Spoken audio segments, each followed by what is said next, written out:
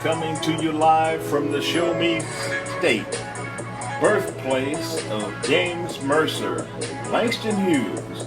It's the Colbert Connection. Your hosts, Melody and Danica, are connecting you to the world through Facebook Live with today's topics, hot button, and creative conversation.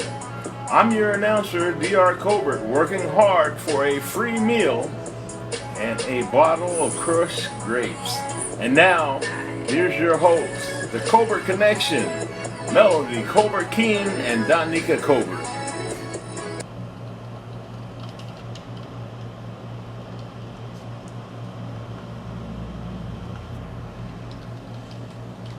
Good evening, everybody. It's the Colbert Connection with your host, Melody Colbert King. And Danica Colbert. And we are here again. We're like a bad penny. Can't get rid of us. We keep showing up. Technical difficulties and all, we still show up. Because how can you ever get better at something if you just keep giving up? So we're not going to do that. Y'all going to see us in your screen every Tuesday at 6 o'clock. So thank you for joining us. On the money. I might say so myself. Because you know how we can do on some time sometimes. But anyway, so what do we got going for today, Danica? Ooh, a whole lot going on. This last week has been exciting. Good stuff, though. Some good stuff going on. And that is true. So what we got, what's good? Tell me something good. Well, since March, I've been work at home. That is good. That's good. That's something to say. Yes. I agree with you. That's a good thing. And Me's place has been drastically reduced in our hours of operation. Okay. Also, okay. I kind of like to joke that when I see Chick-fil-A's dining room open back up, Me's place dining room will open back up. You heard it here, folks. I mean, I'm just saying. You better catch them on the weekend. Okay. But until then, Friday and Saturday will be open. But working from home, we got a lot of people working from home. Untraditional work at home, like things you wouldn't even know are at home. I mean, is it a bad thing? I don't feel so. I'm really enjoying it. You know, the DoorDash man, ding dong, go upstairs, get my food, I enjoy that. I enjoy being home with mom. I'm enjoying it. And, everybody that's dealing with the pandemic and all that, in my four walls, I don't have to deal with that. And I think a lot of people are realizing that. It's like, man, I'm in my house where I want to be because, we complain when we have to go somewhere. But then when we're home, well, a lot of us are still complaining. So which one do we want? We want to stay home or do we want to get back to work? So what are y'all doing? What y'all want to do? That's the question. We want to know. I want to stay at home and you like home too. I like home. And yeah, this reduction in hours has been a good thing just because, I had been super busy. So it's like, this is good. I'm enjoying it. Now, my husband, he kind of like, you ain't opening today? He's a little jealous then. Well, wish he got to stay home too. Somebody got to work. Thank you on a daily, consistent basis.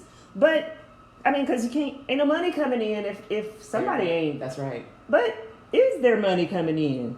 That's a great question, Mel. I'm just saying. What do you think about it? Like, I mean, we got unemployment going on. Yep. We had the stimulus that came out. Yes. And there's the PPP and the EIDL and the CARES and the everything. It's a whole bunch of acronyms out there that's keeping people afloat right now. Right. So what are we going to do when that dries up? That's a great question. And I don't think people are really prepared for the answer yet because they're like, until July 25th, we'll still be claiming that extra $600 of unemployment funds. But that doesn't mean we need to look for a job on the 26th, though. Yeah. we wait till the July 25th, and then, okay, let me get up and go look for a job. Now's the time. No. And now, good question. Do you think it's going to be extended? Do you think the unemployment will be extended? And do you think we'll get another stimulus? We want to know. Tell us what do y'all think? We want to know what you think because I don't feel it'll be extended. Okay. And that's just my own 2 cents. Okay. It's not worth much, but 2 cents. Well, that's what we're about, is getting everybody's opinions. Yes, but I don't feel it'll be extended because we got to put people back to work. The economy is not in a great spot right now. And it's hard because once it's been shut down for as long as it was, the more you stop doing something, the more that becomes your norm. Absolutely. You know, and I think that you're right. It is important that we get America back working. Absolutely. And a lot of people are nervous and hesitant, and rightfully so. But to go back to work or to visit those establishments even, except for buying food. Right. Miss Chiquita, I hope I'm saying that right. I hate to butcher one's name. She says, I want the ability to go back to work if you want to. Oh. I love that. And you know, a lot of businesses are doing that where they're working from home. Yep. And they're going to keep that. I love it. They're finding out that there's cost savings. The buildings, your utilities. Absolutely. We can keep the lights off and the computers off and the air up on 78 or 9. You know what I mean? Because we don't have to cool the people off. So I agree, and I support that message because I would like to go into the office once a week, make sure my people are good if they want to go into the office, and have the freedom, and you feel comfortable, and as long as we're dealing with this pandemic situation, especially. But I love it. I love that option. I mean, that does make sense. And corporations and businesses are all about money. You know, I mean, ain't nobody going just into business to say, oh, I just want to do this because I love doing this. No, you're making a business because you want to make money. Right. And so saving money is another form of increased revenue. That's right. That's right. So, yes. Yeah. Especially while the economy is struggling. You got to cut the costs, right? Struggling. So I'll keep my job and stay at home, save a few dollars. I mean, is that not the best of both worlds? You can keep your job, right. Keep your you stay at home, you still getting paid, and you can be in your pajamas. Y'all don't know if we got pants on or not here. We Just do. kidding, we do. We do. But saying, I love it though. I really do love it. Yeah. The option. But are people getting tired of Zoom meetings? Yes. Chiquita, and I hope I'm saying the name right again. Yeah. A second stimulus will be coming. That would be lovely if that is going to be the case. You don't think it's going to be coming. I'm sorry, I read that backwards. The 600 shouldn't be extended, and people will want to go back to work. Will not want to go back to work. It would help if I could read. But we keep training. Yeah, we keep trying. Yes, the $600 bumper on the stimulus. I don't know if it's been a hindrance to the working economy or if it's been a help. Okay. I don't know. Okay. Time will tell. Absolutely. And we'll see. We'll see. Time will tell. All right. So, something else that's been in the news. What you got? The release of an inmate. Yes. Wrongfully accused, I should say. Mr. What was his name? Jonathan Irons. Tell me something about that. So 1997, the wrongfully accused of burglary, and a shooting. Okay, 50 years is what his initial sentencing was. 50. Now, mind you, he was 16. 50 years. I'm just saying. I off of somebody's word. Yes. Off of somebody's word. Okay. And he was wrongfully identified. I have a hard time. That hasn't happened before. No, not in Missouri. Not in any person's lifetime. Yeah. I have a hard time. The fact that it was 50 years. No one died. I just have a hard time. All white jury. Luckily for him, there was a WNBA. She was a 4-time member of the championship, 5-time first team, all WNBA. Maya Moore. Walked away from the WNBA. She said, I got to do what I got to do. For 2 years in order to help him. She met him in 2007. So now think about that. It was 13 years ago at this rate. And took on that case as an activist. And that was something that she hadn't started at that time. Yeah. But she decided that this is something she wanted to take on because there were just so many holes. Yes. So I just think that again, was one of those highlights for this week.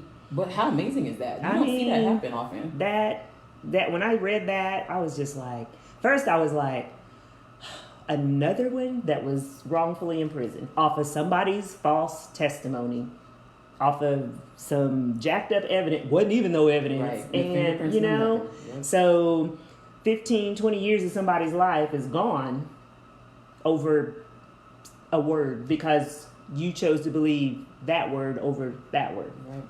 And unfortunately, it's a lot of times more black males that this happens to.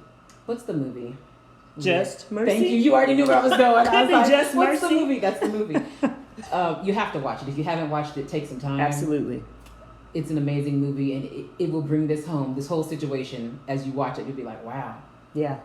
And it I happens. Think that was is that a true story? Absolutely. Okay, I thought Absolutely. So. Okay. I didn't want to misquote, but it's crazy. And people like Maya Moore who have the time, who have the money to step away and do things like that. Everybody doesn't have that. And her salary was cut. Her salary that she earns playing WNBA was covered by I can't remember if it was her teammates or the organization, but anyway, her salary was covered. That's awesome. Yeah, so that's a good thing. It's never a bad thing to do right and to try to help somebody. Absolutely. Yep.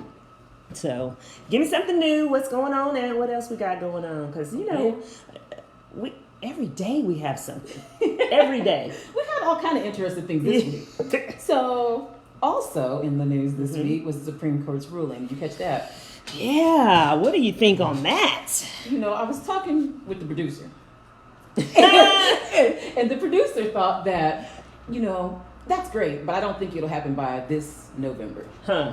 I was like, well, I sure hope so. Could be conveniently not happening, but okay, yeah. I don't want to digress. Finish. Yeah, we digress. But that's amazing. All the time, and what you hear a lot of millennials and X and Y, you hear them all say, well, why vote? My vote doesn't count. Yeah. And you want to be like, but it does. But then you get to this electoral college thing and you're like, but it doesn't. Yeah. So I totally understand. That is not an excuse to not be registered to vote, by the way. This is true. We're going to talk about that Your too. local elections is where the real decisions happen, and your state elections. So absolutely. Continue. And that's where most of us slack in the first place. Absolutely. But I would think it would be amazing if that becomes the case, because so many times you're like, but we voted blue. But we end up red. Or we voted red and ended blue. Which doesn't happen that often, but yes, it does happen. But really, because you think that the people are taking the time to go and vote because it's stressed all the time, go vote. And so many people fought and died for us to have the right to vote. That's right. Everybody. And it's women and black people had to have the fight for the right to vote. It was given to other people. So what I'm saying, though, that is something that we have to, it is our duty. Absolutely. You know what I mean? Mm-hmm. It's almost a disservice and a disrespect to not vote. Absolutely. And people need to realize that when you are voting, when you're registered to vote and you vote, you're helping to put that change in whatever it is you want to see. Absolutely. And especially on the local level. Absolutely. I used to slack. I'm not going to lie. I mean, my mom would send me the absentee ballot when I was in college, and I'd be like, oh, this lady really on. You know how you do. I'm like, really, Mom? But I'd go fill out my little X's and O's and send it back. Yeah. But I was like, I don't, I'm like, Mom, who we voting for? Yeah. Who we voting for? But that was how many of y'all do that? Hey, I know I'm not the only one, but that's just how disconnected you are. And I think there's a period in most people's lives where you do just get disconnected. But at this point, and as we see all the things going on, I think now is the time that we start dialing it back in. Try to get the young folks. I mean, at this point, it's everywhere, so you can't not be. Yeah. We got, rappers running for presidential offices and things. And so I think a lot of people are going to be tuned in that maybe weren't before. I don't know.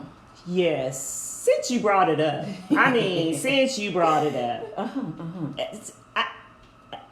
We got Kanye West saying that he's going to run for president. Now, sometimes you're not supposed to say anything if you can't think of something. But I'm just saying, nothing wrong with somebody's aspirations and dreams and to go for what you know and for what you feel and for your dream. But we need y'all's feedback on that, because Kanye West running for president. The question is, will he be number 46? Do you think it's a ploy? Do you think it's legit? If so, I haven't even heard what party are we running under at this point. Well, it's too late to be under an official. He'd have to be an independent. Okay. But yeah, well, we must not forget that there's always write-ins on ballots. That's true. So even if he's not in a party, there's write-ins. But I'm all for him because of it's his right to be able to do so if he would like to do that, as is anyone if you want to run for an office, whatever that office may be. But yeah, that certainly puts a little excitement in the election. Most definitely. However, excitement. We want to redirect your attention. Yeah. We want to redirect your attention. Yes. To the maybe cause or maybe the why or the root cause of why now. Yeah. Yeah. What do y'all say? Yeah. Why now? And not that you have to have a timeline, but let's see what the people saying, man. We got comments going. Okay. I think they like Kanye. Oh. Right here. So Rev Nero says he's a plant by the Trump to split the black vote. Okay. I can see that. That's a logical assumption, opinion. Yeah. Yes. Melissa says, honestly, I think anything is possible at this point. And we are in July of 2020, and so far we've had a lot going on. So people really shouldn't be surprised that Kanye said, "I want to run for president." Nope. However, I would like to draw your attention to. Look, I'm gonna be that one. Yes. He was in the White House, a few months back with his MAGA hat on. Yes. So I just have to wonder. Yeah. I just have to wonder. Maybe it was a ploy. Michael and Jennifer Sharp, hello. They say he would pull Biden's votes. Yeah. He would at least split some of them, for sure. I think that split, it would definitely serve to split. For sure. I'm not, I don't have that political, well, I have a little bit of political, but I don't have that political crystal ball to look into and say, yeah, this was definitely would be what would happen in splitting the vote or taking it all from, but man. Stay the course. I can't. Look, stay the course. I can't. Just, that's all you can really say. Yes. Do your homework and stay the course. There you go. Do research. It is vital to do research. As with any candidate, it is vital to do research. Your own research. Absolutely. Not from the media, not from news sources, not from what your grandpa's people no, just do your own research. Knowledge is a good thing. Or you can call my mom and she'll tell you who to vote for. And she will tell you. Aunt Diane will tell you unabashedly. Yeah, who to vote for. Well, this is what I think. This is who we vote for. This is who we voting for. Okay. Hey. But yeah, and another thing, since we're on voting, the registration. It's not exactly easy. It's not. I've messed around on the website just because I wanted to be able to tell someone. I've been registered to vote, like I said. Me too. If you're not registered, it's not exactly easy to navigate the site. If you've never been on it, yes. Also, waiting in the line at the DMV, especially here in Joplin, is long and tedious. And if that's the only thing you're going there for, I couldn't imagine. Yeah. Dragging a child to go register to vote, and you got to stand in that line. Yes. You can do it online now. That's the good thing. And you can also fill out forms. And lots of churches and different places have these forms. Or you can pull them off of the .gov. It's a .gov. Look it up. Voting registration. And it'll pop it up. For you. How's that? But the thing is, register to vote. Please. And for Missouri, for the August elections, you need to be registered by tomorrow if you want to vote in August elections. Those are your crucial elections, people.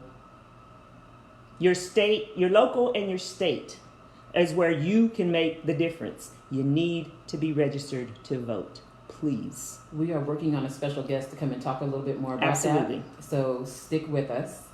Also, we're going to talk about some different things in regards to voting, like why don't we require that before you graduate from college?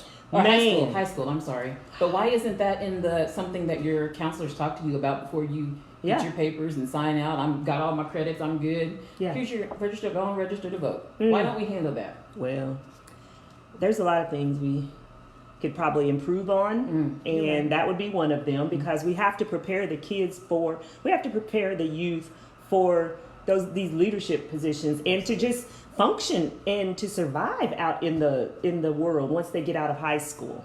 Yep. Reality does set in. Oh yeah. Bills. It's called bills, utilities, gas, insurance, FICA, and all of that. Yeah, and why they take my money? Exactly. But So that's and I think our guest today is going to be able to touch on some of that. Most definitely, lots of the systematic. Yes, because if we look at it, it's a lot. It's a lot.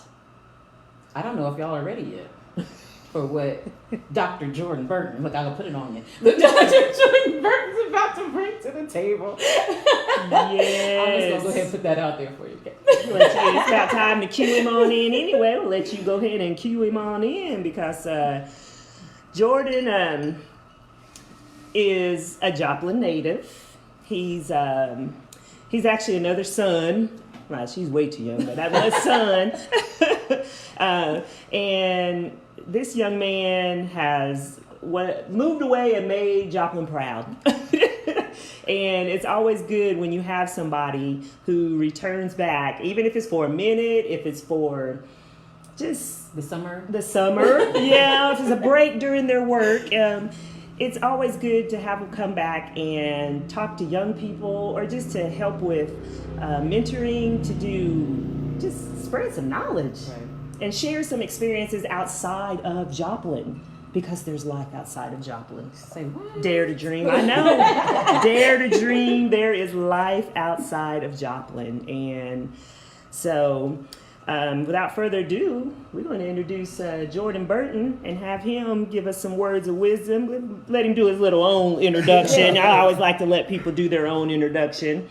So, Mr. Jordan Burton. Yes, ma'am. Thank you for being here with us today. Thank you for having me. Very excited. We are excited, because I talked to this young man a couple weeks ago when we were at one of the protests, and I really only say protest, I'm calling demonstration, because it was a demonstration, and we visited, and he's got some knowledge to drop. He really does, and stuff you need to pay attention to on some of the origins of why we have been going through some different things, and why things are the way they are beyond what we see, Right. and what we think we see. Mm-hmm.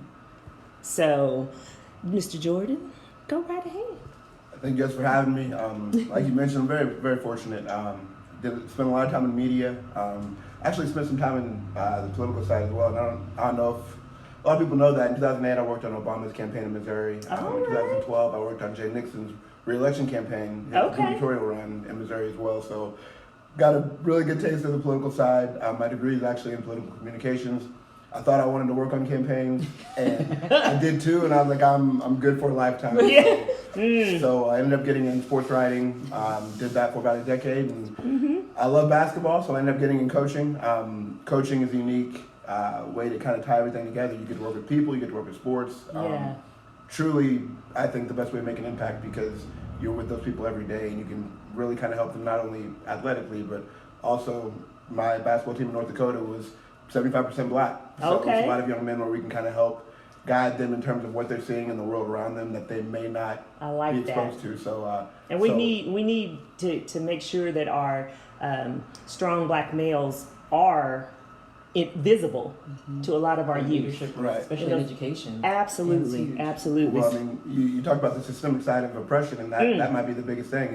And so whenever I say white people, I feel bad because I'm generalizing. And I'm saying white people in general. I don't mean you specifically. I mean in general society. Gotcha. Right? Just like black people get generalized. Exactly. Okay, 100%. I got you. Right. So I think in society we look at the black family. Right. Okay. We talk about black fathers are absent and this and that, and we blame that on the black plight, which is accurate. But understand why black men are historically absent.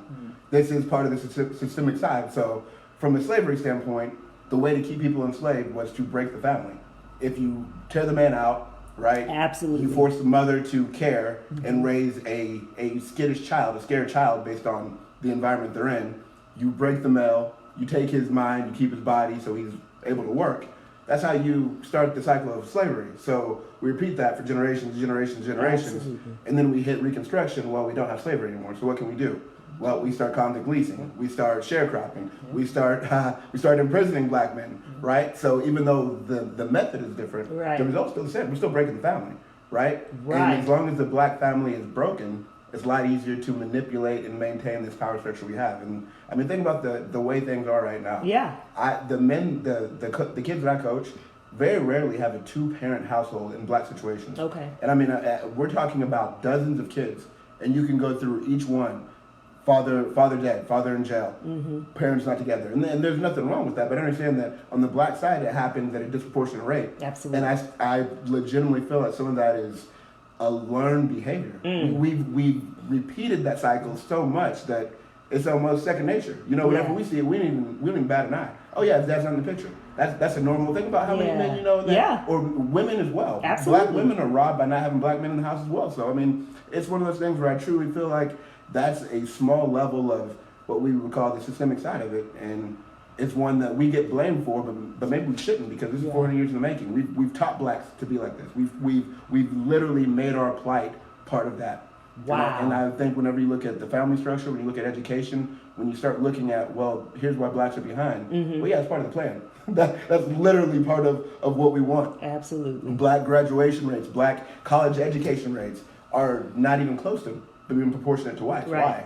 Well, in black communities, in urban communities, schools have less. Yeah. The resources are less. Absolutely. So if that's the case, they're less likely to go to college, right? At one point in Missouri, Kansas City and St. Louis both had unaccredited school systems, public school systems. The two biggest areas in Missouri in inner cities didn't have accredited public school systems. Well, who goes to those schools? Predominantly black. And as long as the issue is only a black issue, it's not going to get addressed. If I'm a parent in Seneca, Missouri, why do I care if Riverview Gardens is unaccredited? Absolutely. Why do I care if their funding is not accurate? Because it doesn't impact me. And you make that point, you know, when he says, as long as we're trying to keep it a black issue, a black or white issue, then we're never going to get anywhere with it. Right. Because black and white's been around forever. But that's a good point you said.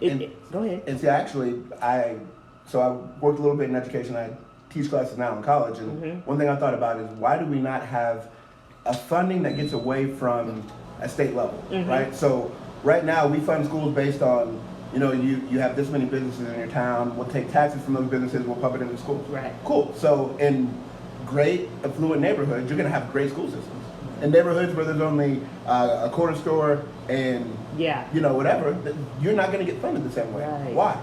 And as long as that's the case, white people, I'm sorry, I'm gonna generalize, will continue to ignore the issue. It's so true. Why do we not look at every school and say, okay, we'll give you whatever the number is, $50 per kid. That's what your funding is, $50 per kid. That way, every school in Missouri gets the same amount of funding for the amount of kids, right? So if it's in Southwest Missouri and St. Louis, exactly, and they both have 1,500 students, they get the same amount of money.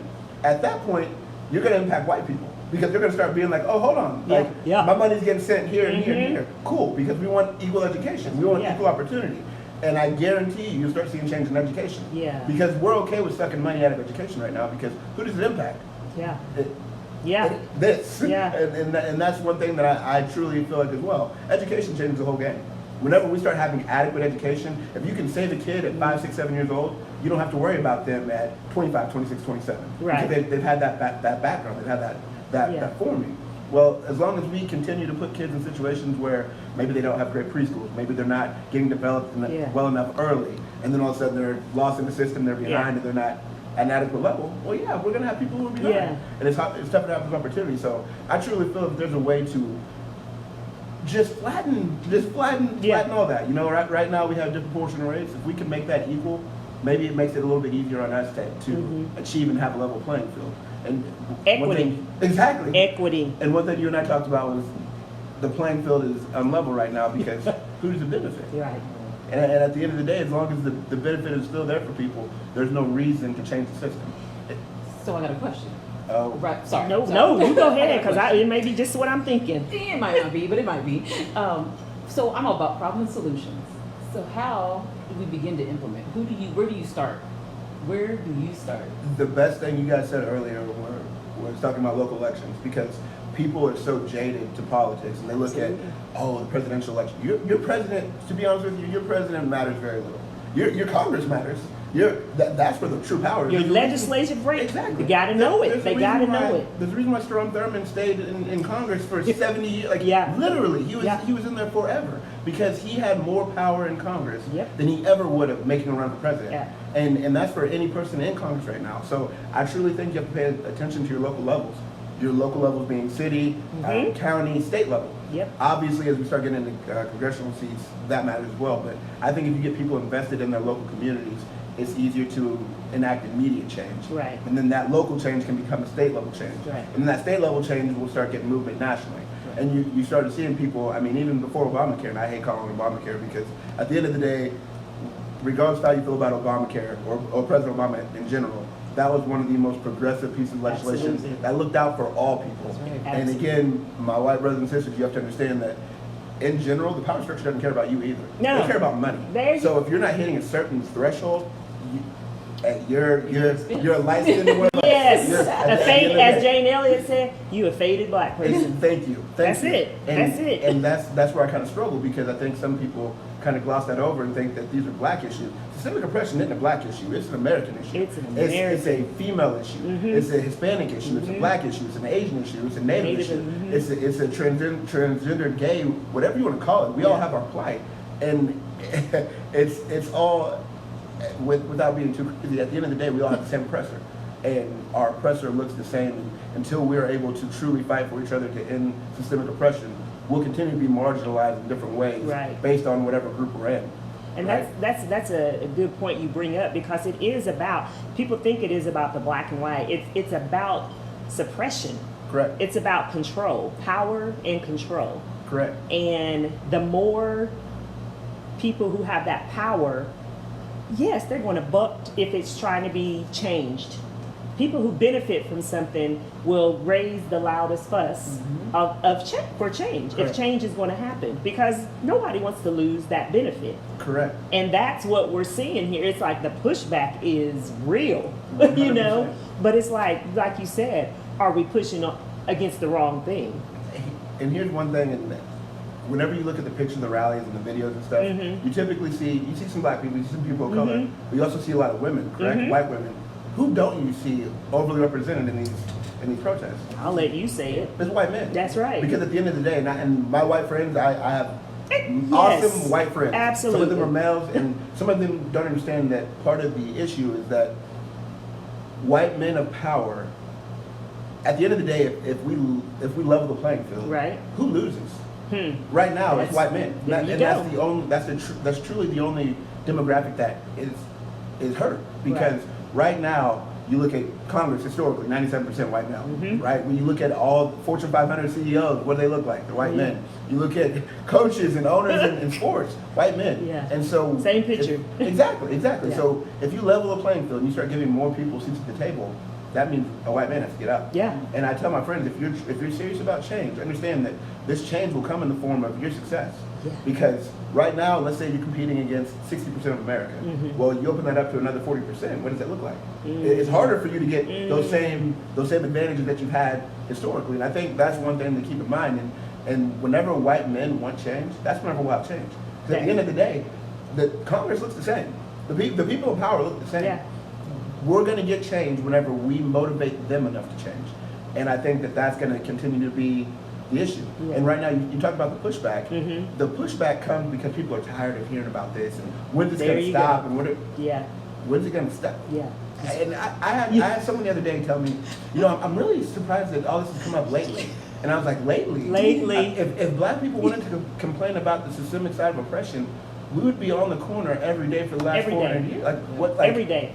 It can be one of those things where we try to do it quickly, or you can. I feel like they don't understand just how long this has gone on and how underlying it is and how ignored it is in education and academia. And at the end of the day, that's part of the problem, is because it's not in their awareness. Absolutely. It doesn't affect out of sight, them. out of mind. Exactly. They don't see it. So if you're not, it's just like you go out, if you don't know that it's hot outside, it's not bothering you, but to that person sitting out there sweltering, dying in the heat, it's greatly affected them.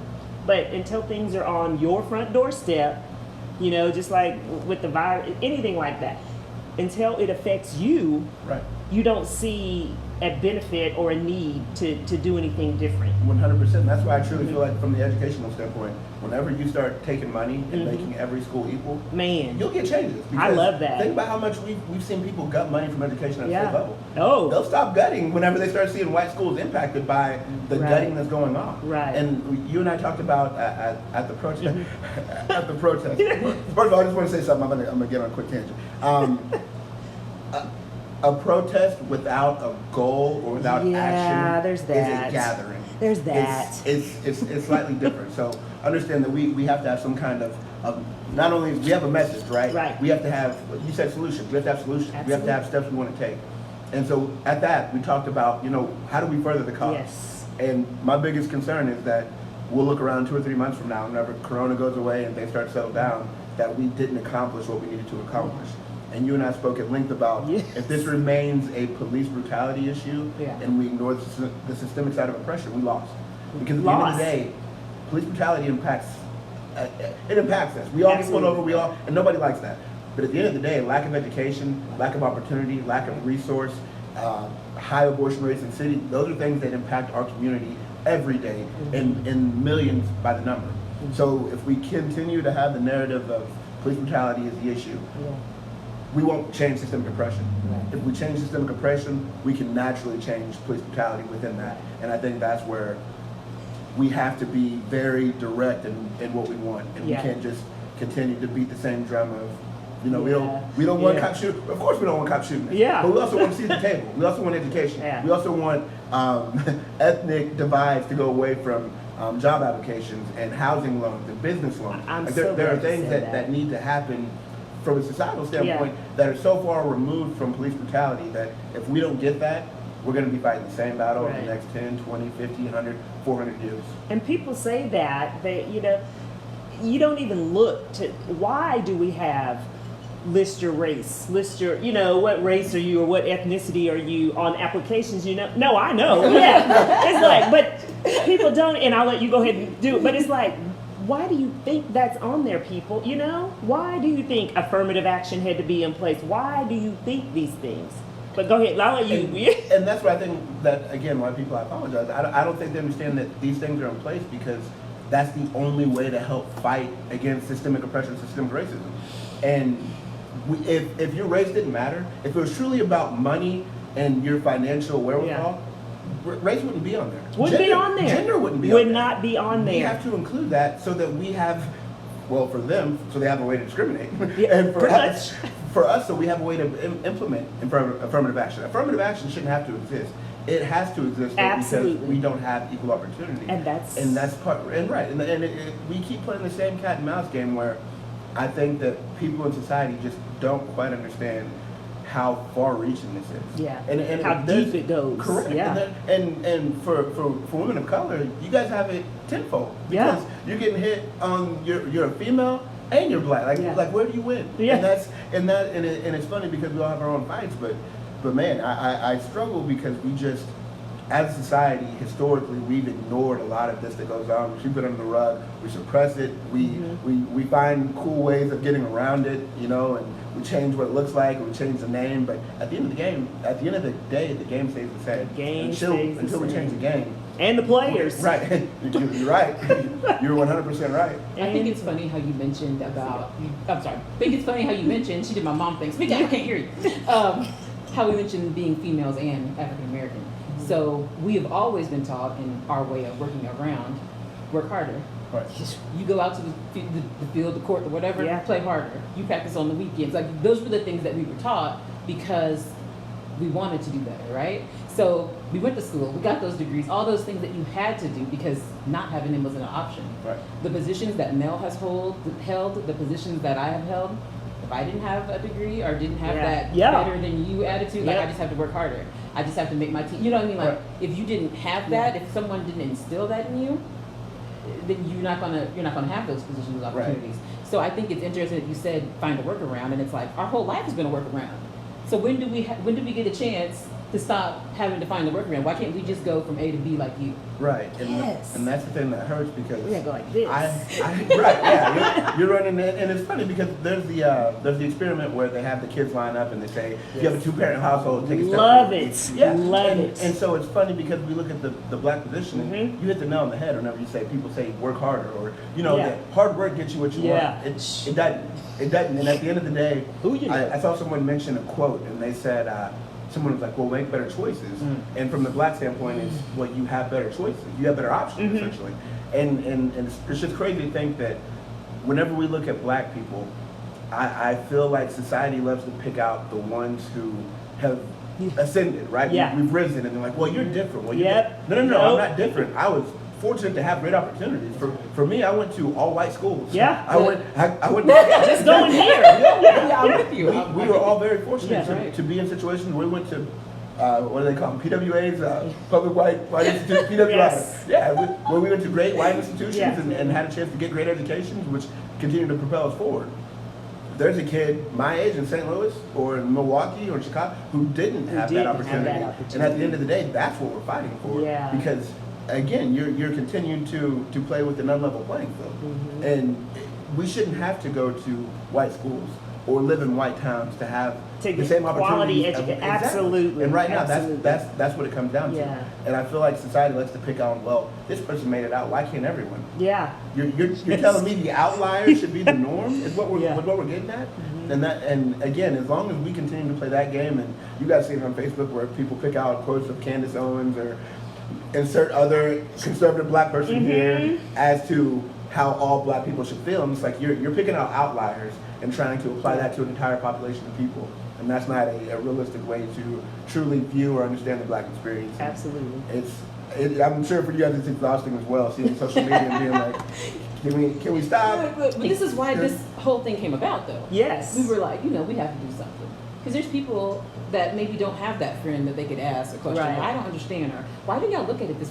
They can't Yeah. have that conversation. True. Luckily, most of us have those friends that don't mind picking up the phone, like, hey, Right. Jordan, I don't understand. Yeah. Tell me about, whatever. But that's why this whole situation came about. We wanted, like, hey, we got to educate people. Right. Because some people will never know if we don't try to help it along. Right. So this was our A to B. We're like, here's the problem. Yeah. How can we, in our little world, implement a solution? Well, we got this big thing called Facebook, and if we go live, we got this Free. huge network of people. Right. You know what I mean? You tag in, you got your huge network of people. It was a way to help somewhat bridge the gap. Right. Yeah. Because it's so much bigger than what It's you, the three of so us, much can bigger. do. Right. It's more of who of the white friends, as we would say, Exactly. can we link into this and they understand where we're coming from Right. to make the difference. And it stinks that it has to include people of less pigment, right? Right, to, right. to get our point across about what needs to change. But like you said, if you look at the systematic pieces, it's so much more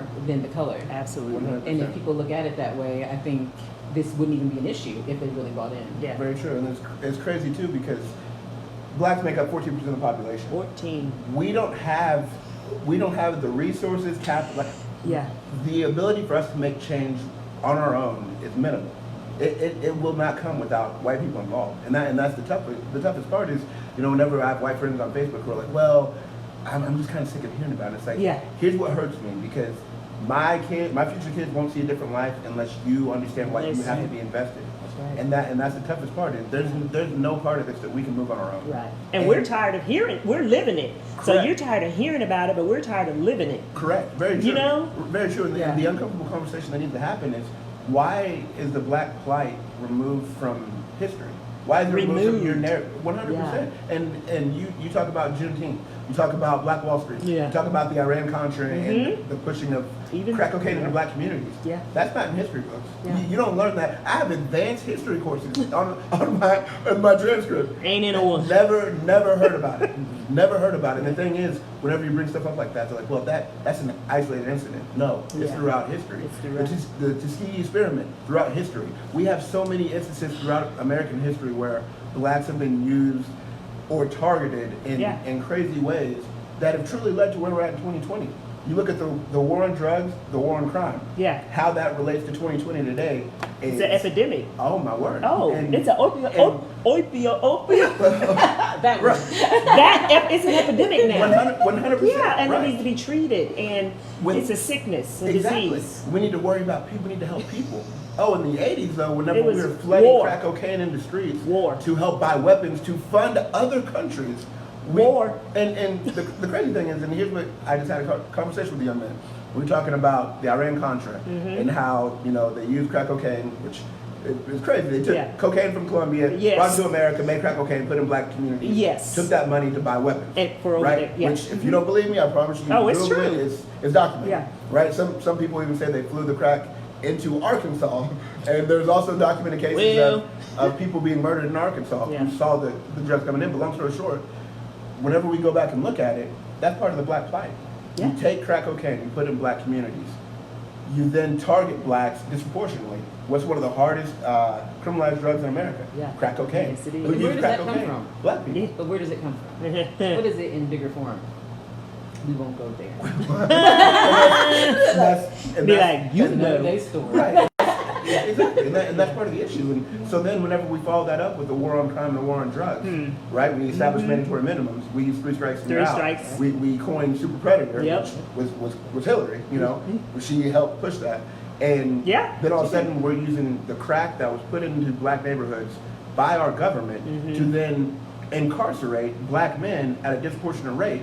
Again, by And our you government. wonder why they're not in the home. Exactly. And Full then circle. you also wonder why private prisons are a multi-billion-dollar industry right now. That's a whole Well, other segment. And thank you. Yeah, as long as you take black men, you put them in jail. 6% of the population, 25% of the prisoners in the territory. Slave labor. In America, exactly. Slave labor. And that's It's a the new other- slavery. And that's the other thing. And I encourage you again, if you aren't familiar with convict leasing, if you're not familiar with the 13th Amendment, 13th the Amendment, verbiage, right? yes. And the fact that you can be a slave Yes. as long as you're a criminal. Absolutely. Well, you don't understand why people are targeted.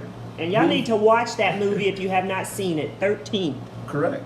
Watch And- it. And it's one of those things where we've literally made it, Yeah. we've encouraged law enforcement to target people, specifically black people, because at the end of the day, we profit.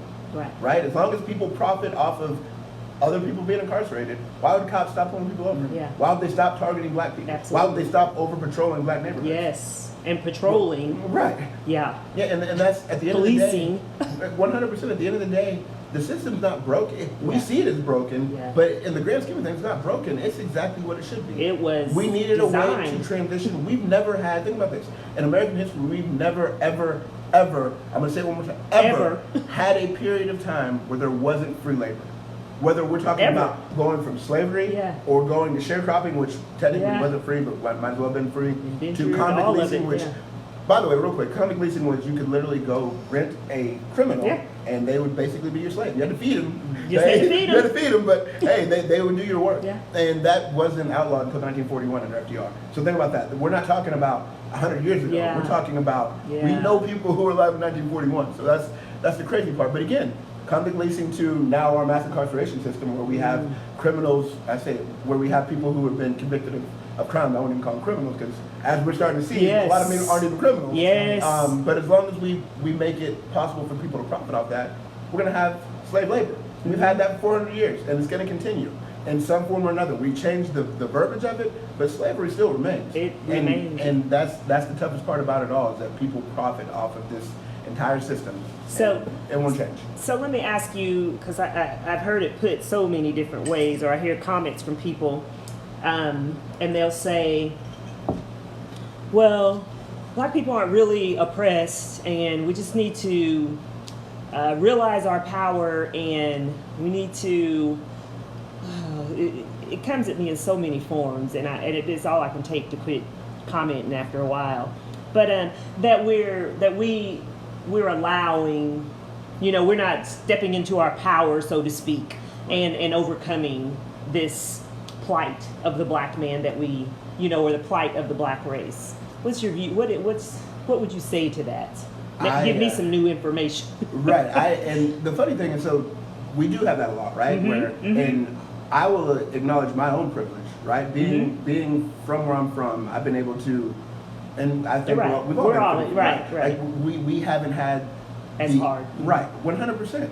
But with that being said, at the end of the day, whenever you're pulled over, or whenever you apply for a job, whenever you apply for a home loan or business loan, you still check black, right? And that's what it comes down to is no matter how successful you are in this country, you're still seen as black. And that's the tough part. There's always that qualifier of, you're successful, you're well spoken for a black person. You know, you're successful for a black person, right? You're good looking for a black person. But hold on, like this is what it's come to. And I think that I guess why I would say that that's not true whenever we say, well, you know, we need to realize our own power. It's still impossible for the majority of black people. Right. For the majority of black people, the opportunity to just truly work hard, achieve, and get to a level of people that don't look like them would be at. It isn't realistic. It's not. You know, and we look at our own families, and you start seeing people who are similar age and similar position who don't quite get to the level that you get. Some of them, you know, we keep going back to choices. People are like, well, they should make better choices. Yeah. We should have better options. we should receive better options in our communities when it comes to. So as long as we still have the majority of blacks being found in major cities, and as long as those situations are still unequal, inadequate, that's why we'll continue to have issues with you know, true placement and true advancement of black people. And I think that anytime someone says that, they're looking at a very narrow segment of the population. So whenever they're like, well, you know, you've done this or you've been successful, or well, you're looking at a very slim, and I still maintain you're looking at a black man of privilege. I'm a black man of privilege. Absolutely. There's a lot of black men who aren't born of privilege and who didn't have two parents and who don't have some of the things that help make me successful. Absolutely. So I agree. I'm in no way too big to admit my own privilege. But I think whenever we say that it's important to look at our white friends and understand, or help them understand their own privilege within the system. And I think that's the toughest part is, as long as we continue to use outliers to speak about the whole black population, you're gonna have people who say, well, racism can't be that bad because you have a black president. You think having a black president means that racism doesn't, which again, it still goes back to it. And I struggle with some of that, but that we even have to say that. Right. That's the thing that people don't get, is like that we even have to say that when you have black president, just shows you that that's not the norm. Right. You know what I mean? It's 100%. like, oh, okay, so. Right. Anytime a black person does something of substance, you know, we have to celebrate it because it's such a rare thing. And the crazy part is, we had a black person, we may not have another one the way you guys been acting. It may be a while before that happens. We don't know what's going. Yes. And that's the terrible thing about it. And you know, as part of that, and I feel like, you know, you talked about, well, it can't be that bad because we've seen black people achieve. We had a black president. Or the other thing they like to go to is, well, what about black on black crime? I'm glad that was my next. What about white on white crime? What about it? What about it? Right. And that's what I think. People need to understand that black on black crime is it an issue? Sure. Absolutely. But with that being said, white on white crime is also an issue. Typically, you violate people who are in your community. In most cases, we live next to people who look like us. Right. So black on black crime is no more of an issue than white on white crime. At the end of the day, white people murder white people. Right? Black people murder, that's part of how our communities are arranged. But the issue is, it's only brought up whenever we want to discredit the black argument, when we want to undermine racism or oppression. You say that well, who cares about police killing each other when you guys kill each other? Yeah. That's the go-to. And the funny thing is, I would go to, cool, well, if a black man murders a black man, he's going to be arrested, he's going to be charged, and he's going to get the book thrown at him in terms of... Max. Right, 100%. He's getting punished. If a cop murders a black man, he gets administrative leave, which is probably paid. It's paid. And then he might see a grand jury, probably not, and then he's going to go get a job. And life goes on. So that's the issue is, black on black crime is irrelevant in terms of how we see systemic oppression. Is it an issue within the black community? Sure, there's some things that need to change, but also understand why black on black crime exists. Understand why again, neighborhoods look like that in major cities. And it's not by accident, it was by choice. It was the way we create 100%. And again, if we talked about that in education, if we made black history part of American history, maybe that would come up and maybe we'd have more people who are aware of some of the issues. But we treat black, and again, another thing we like to bring up, well, blacks have their own TV channel and they have their own month. Black History is a month because Black history is denied a place in American history. Right. And if it was part of American history, every day would be Black history. Every day. But it's not. And that's part of the issue. Again, we go back to if we accepted Black history and made each other aware of it. Mainstream, yeah. Correct. Mhm. Then we'd take steps.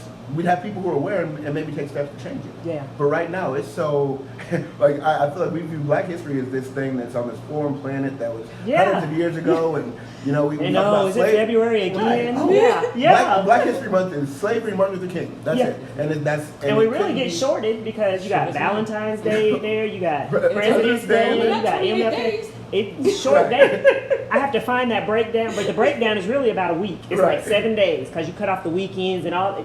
It's like 7 days. And the thing is, I truly think that you'd have more movement if Black history was part of Yeah. American history. But And again, you know, that's a that tough should one. be something we should focus on as getting that in the schools. And I know there's a movement going on now Yes, in the for Joplin that. area Catholic schools, and Dr. Street will be with us next week to talk about the petition that's moving inside one of the smallest schools in the Joplin area. So Joplin area Catholic schools, Macaulay is the high school. They've started a petition, the alumni, to get more diverse studies, Right. a whole segment on it, and she'll be here to tell you more about it. But I'm excited about it. And Yeah. I didn't graduate from there, but they had the petition set up where if you ever attended, you could sign. So I signed, and she'll be here to talk more about that next week. Nice. Yeah.